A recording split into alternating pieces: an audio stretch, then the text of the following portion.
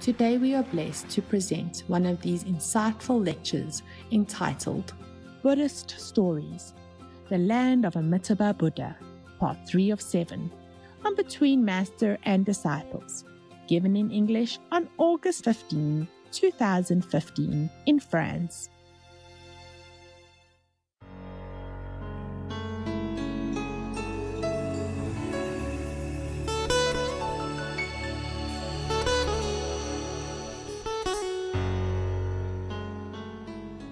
Master, can I tell about what I think was a miracle for me? Yeah, okay. Your horse? We all like to hear miracles. Please tell us.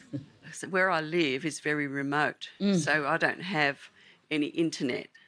To use internet, I've got to go 6 kilometres or 12 kilometres into town Join the club. to use the library. Yeah? And so I didn't know about that there was going to be a retreat here. And I found out when I drove down to Melbourne on the Friday, and one of my friends, I had dinner with him at a vegan restaurant, and he said, "Oh, did you hear that they've got, things happening?" And by that Monday... Your friend initiate or not? Yes, he's initiate, yeah. And by Monday I was booked, and then I found out that I couldn't go. It was cancelled. And I didn't find out till 8 o'clock of the day that I was flying that I could go. But I live a long way from the airport. The airport is like 400 kilometres away. 400 kilometres? So, Take you 10 hours to drive there? oh, no, it took me... Probably I left at 9:30 in the morning and I was on the flight. I was actually at the airport by about 2 o'clock in the afternoon. You drove there? I drove there. I drove to the airport. But it was amazing how it all happened because I just jumped in the shower when I found out at 8 o'clock in the morning. My sister started packing my bag for me. Oh. I was saying, put this in, put that in, And then I got into the car at 9:30 in the morning, rang up my friend and said, "You have to feed my horses now," because I made up 22 feeds before I left so that, they had food because I make up special feeds for them. How did you feed your horse? What? I feed them, they get chaff, so oat and chaff, loosened chaff. They get herbs, so they get nettle, and they get carrots and apples, and they get cleavers, which is like the sticky weed. It's a sticky weed. It's very nutritious. It's a weed. People consider it a weed, but actually weeds are quite nutritious. They get that. They get seaweed meal. Oh. They get dolomite, which is Quite like... a meal. Yeah. Nutritious. They get dolomite, which is because Australia is an old continent, the topsoil has been blown away and all the good stuff is not there anymore, to grow the food. So it's replaced with this dolomite, so they get a pinch of that every day as well. So I made up 22 of these big bags, before I left. With your sister. Yeah, but, to me it was just a miracle, and I thought, this is just amazing because in a week, here I am on my way, and I just thought... well, why wouldn't I be so driven to go? Because to me, it was like I was going to see the most beautiful entity in the whole universe. So E.T.? Entity. Entity. Entity. Yeah. So I'm an entity now. The most beautiful being in the world, in the whole universe. So, that was my driving force to come here. Thank you very much. I really appreciate it. For you, at your age, I don't mean to offend anything, but to drive all alone and go to the airport, packing all that, and take care at home before you go, and this is really a miracle to me. Oh, to me, it's just like I just had to come. It was just like this big thing that I just had to be here. Yeah, and I don't know. I just trust my inner knowing, and that's what drives me. Yeah, I understand. You just want to go. Yeah. I understand that. But, when you were talking about the hunters, because this is a fear I have near where I live because I live in such a remote area, and my horses, there's a lot of deer there, and the hunters come to shoot the deer. Sometimes they shoot Yeah. which is really, really sad. But I worry for my horses too, because they're in that same vicinity. They could be your horse also. Understand? But they have coats on that have got reflective bands on them, so when they shine the light. Oh, but you never know. No. You never know. Sometimes they aim at the deer, but then if your horse nearby, it could happen. Yeah. Yeah, when I live also one day long ago in another remote mountain, there was no water, no electricity, truly nothing. And the hunters also all over around, with the hunting dogs even. So I had to fence it all in. Well, they have national parks near where I am, and shooters are not allowed to go in there. So the animals, the wildlife, have got an area where they can go. Yeah. And they're protected. And nobody's allowed. People. I mean, you can ride your horse through there, or you can take a bike through there, or whatever. But people are not allowed to take guns and dogs. No dogs, no cats are allowed to go in there. So the wildlife at least have got some area where they can have some peace. My area is also, but it's a private land. I paid for it, everything. I was thinking maybe one day we make something there and then everybody can come, but it's not that easy. There's only a small well already dig. If we have rainwater, we must have buildings, you see, so we catch the rain. I built a little, it's like a small pool, not a pond even, I built alongside of the stones, so that maybe water will run in there, but it's not much. And I took some water from some little sources from the mountain, but also not much, maybe. But it takes a long time to fill up a tank of maybe, I don't know, maybe 30 tons or something water. I don't know why I told you this story. Because you horse, you and your horse. Okay. Yeah, for you, because you think it's a miracle because you live in it and you know how impossible things happen, and you feel it. You have the intuition and the connection inside, you feel it. But if you tell like that in worldly language, it became like nothing. I know. I know that. People don't understand how you feel about it. Yeah. Because you have to live it in order to know. To live the experience. That's why I told many of you, don't tell your experience. Yeah, but here we understand. More miracle? Oh, plenty, huh? They happen all the time. Understand. Yeah, but because it's a very peaceful place, and it's sort of like you're always in a beautiful. You always have a lovely feeling. You wake up in the morning, it's beautiful. Yeah. You go through the day, you see your animals. Are you lucky? So many blessings, and when things are meant to happen, they just do. And you can't really explain it to anybody because it just happens. Yeah, I understand. I think many of them understand. Yeah. Okay, love, thank you very much for sharing. Thank you. Anybody else? I just want to say thank you so much for everything that you've done for me. I know that you arrange everything and you take care of me so well. And my life couldn't be more perfect. Actually, before I come here, because I finished my advanced diploma, and I struggled myself to find a job. And I couldn't find a job, and I say to myself, oh, maybe because not a good time, maybe I have to study more. Just one day before I come here, and then I got a job offer. And I know that you arrange everything. And my life couldn't be more perfect.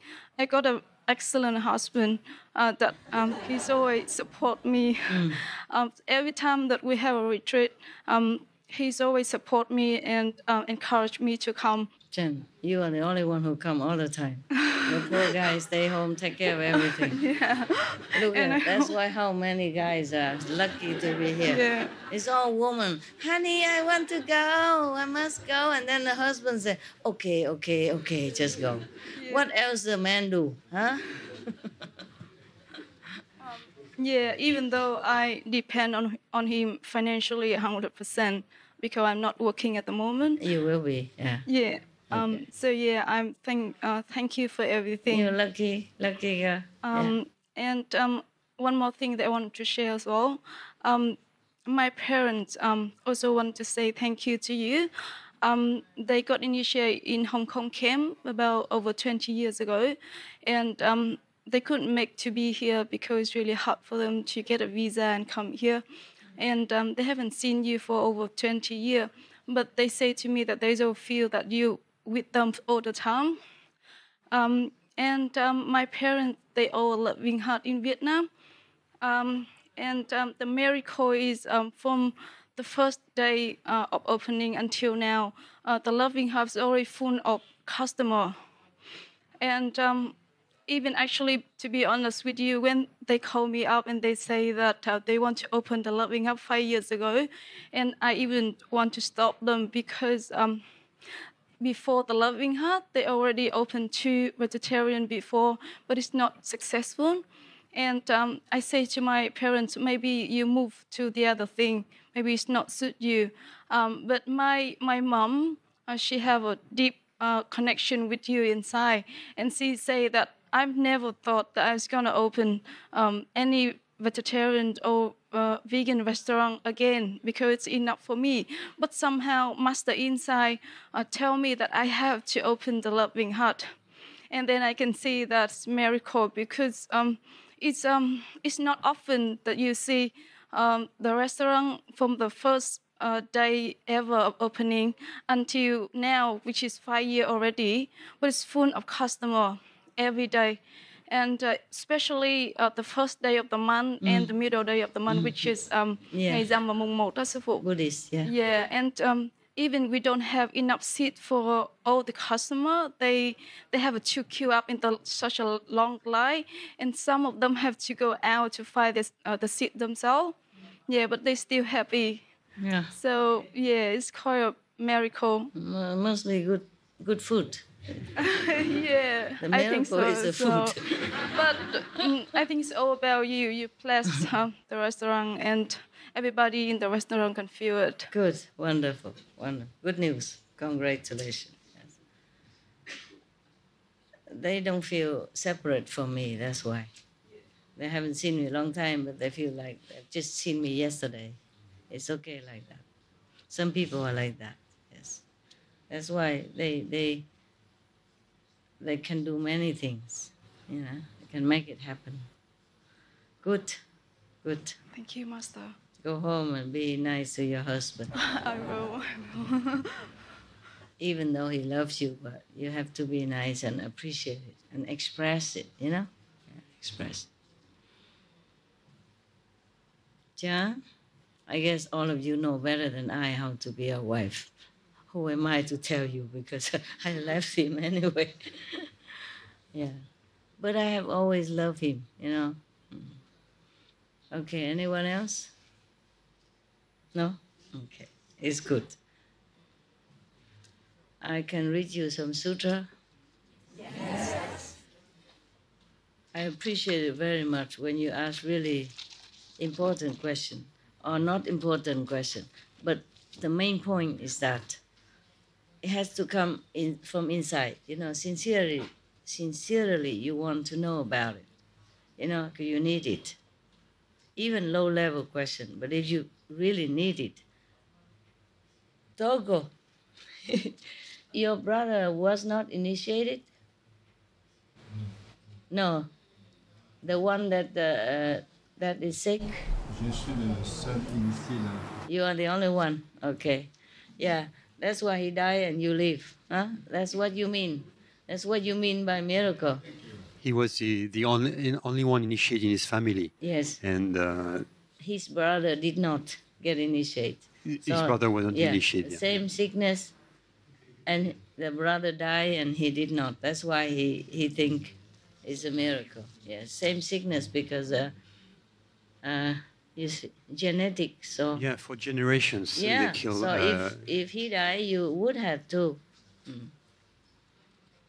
Understand now, because I was thinking why his brother died, he don't die, and then why it's so miracle? Now I understand. This sutra is very famous. Amitabha Buddha is one of the most famous in the Buddha's kingdom. The Buddha Sakyamuni introduced him to us, to his disciples, and now we also know about it. Okay? Kuan Bodhisattva, Amitabha Buddha, Sakyamuni Buddha, Medicine Buddha, these are famous. So I read Amitabha Buddha especially, very famous. Sometimes more famous than Sakyamuni Buddha. They don't, many, for example, in Taiwan, in Taiwan, when they do retreat with any master, they just recite Namo Amitabha Buddha all the time.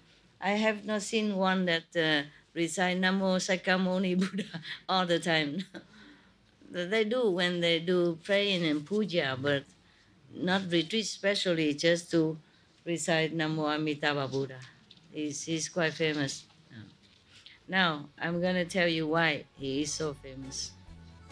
Now, I will read you the sutra, and then you will know why. You want to? Yes. Even a non-Buddhist? Who are non-Buddhists? Raise hand. So now you understand something about Buddhism. Next time you meet a monk and you tell him, I know you.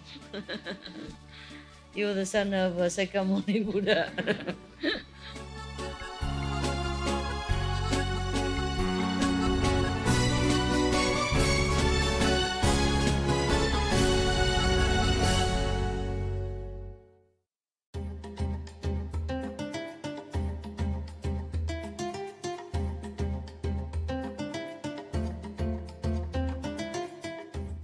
Happy viewers, we appreciate your company for today's episode entitled Buddhist Stories, the Land of Amitabha Buddha, Part 3 of 7.